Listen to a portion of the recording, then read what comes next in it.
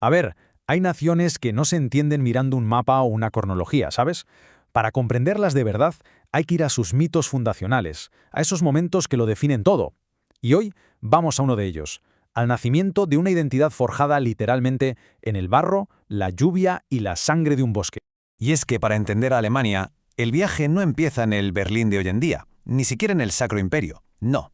Empieza en un lugar simbólico, un espacio donde el tiempo parece detenerse y el mito se hace muy, muy real, el bosque.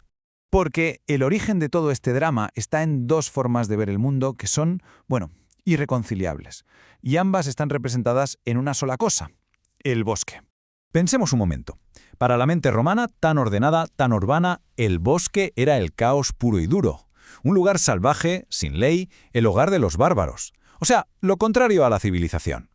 Pero ojo, para los germanos el bosque, era otra cosa completamente distinta. No era un lugar en el que vivir, era una parte de lo que eran. Era su templo, el origen de su fuerza, de su identidad.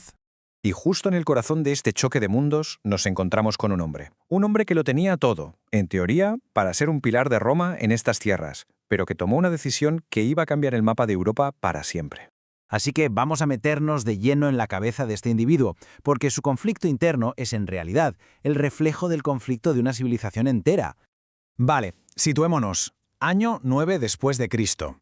Roma es, para que nos entendamos, la dueña del mundo conocido. El emperador Augusto impone la Pax Romana, que vendría a ser como una especie de globalización a la antigua, ¿no? Quería unificarlo todo. Mismas leyes, misma lengua, mismos dioses. Pero claro, cruzabas el Rin y el mundo era otro. No existía Germania como país, solo un mosaico de tribus, los queruscos, los catos, los marcomanos, cada una por su lado, sin un poder central. Pero, y esto es la clave de todo, lo que sí que tienen es una identidad compartida y además feroz. No es política, es cultural. Una identidad indómita, que se negaba en rotundo a ser diluida, a convertirse en una provincia más de Roma. Y aquí es donde Roma, con esa arrogancia tan suya, comete un error de cálculo fatal. Cree que la civilización se puede imponer por decreto. Su estrategia, coger a los hijos de los jefes locales, como Arminio, llevárselos a Roma, convertirlos en romanos y luego devolverlos para que gobiernen a su propia gente. Vamos, que creían que se podía reprogramar el alma de un pueblo.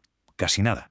Y este es Arminio, por fuera un éxito total del sistema romano. Caballero, comandante, ciudadano. Conoce sus tácticas, su ley y, sobre todo, conoce su soberbia. Pero por dentro, por dentro la sangre del bosque tira de él. Es el hijo de su padre, el heredero de su gente. Un hombre que vive partido en dos, en la grieta entre dos mundos. Psicológicamente esto tiene un nombre, alienación. Arminio ya no es del todo germano para los suyos, pero para sus amos romanos nunca, nunca será del todo romano. Y es esa perspectiva única, esa fractura interna, la que le permite ver la verdad que otros no son capaces de ver. El catalizador del cambio es la llegada de un nuevo gobernador, Publio Quintilio Varo. Arminio observa cómo trata a los orgullosos guerreros de su pueblo con un desprecio absoluto, vamos, como si fueran simples esclavos de campo. Y en ese preciso instante algo hace clic en su cabeza. Lo entiende todo. Su conclusión es terrible, pero es la que lo funda todo. Roma no busca socios, busca súbditos. La única forma de preservar la identidad germana es un rechazo absoluto. Para que su pueblo pueda ser, el sueño de Roma tiene que morir. Y debe morir primero dentro de ellos mismos.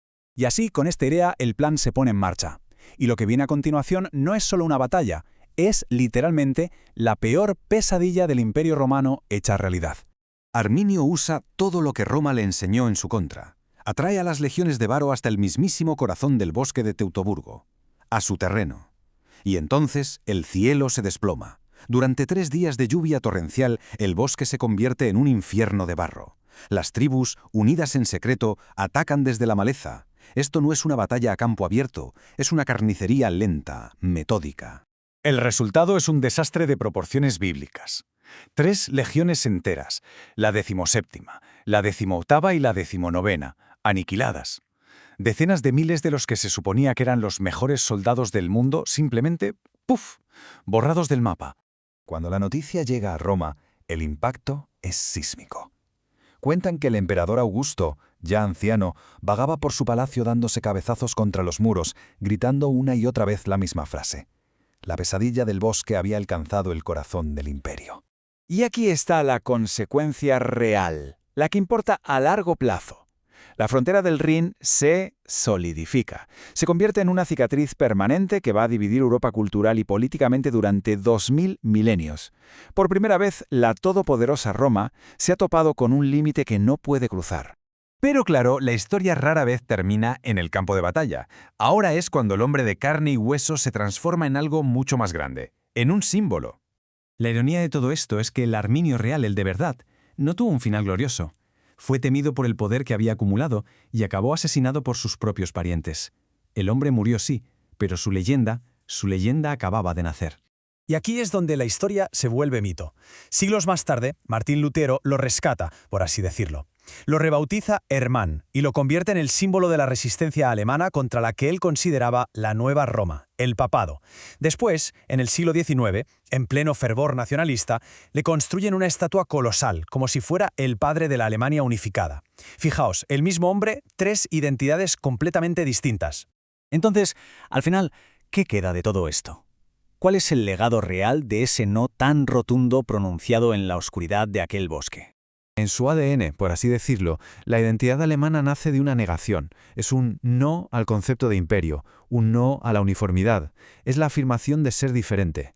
Pero este nacimiento en la oposición tiene un riesgo inherente, la tendencia al aislamiento, el peligro de definirse siempre en contra de los demás.